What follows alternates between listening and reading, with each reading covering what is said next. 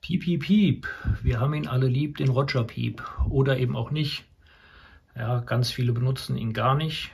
Aber trotzdem möchte ich die Möglichkeiten bei der President George II mal vorstellen. Da gibt es ja 6 Einstellmöglichkeiten von wunderbaren, nachklingenden Roger-Zeichen.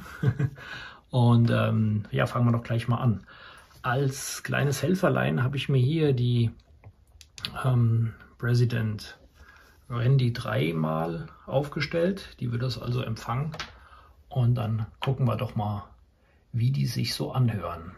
Also, der Roger Piep ist jetzt aus gewesen, standardmäßig bei mir. Und dann probieren wir den ersten Ton mal aus.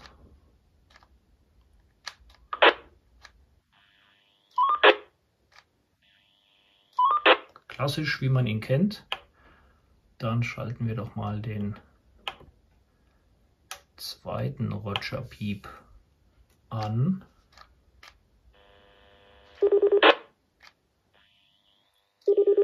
Hört sich ein bisschen an wie ein älteres wählendes Funktelefon, ne?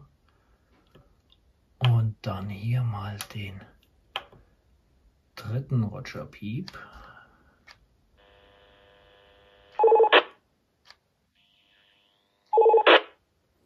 Geht für mich auch eindeutig Richtung 2000er oder 90er Funktelefone. Ja, das war so nicht. So schalten wir um auf den vierten.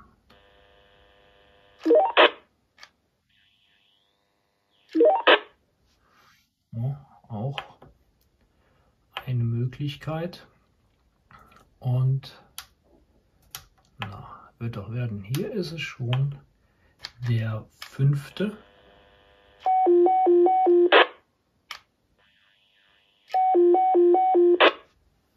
Gefühlt eindeutig der längste. Vielleicht sind sie auch alle gleich lang, aber die Zeit stoppe ich hier jetzt nicht.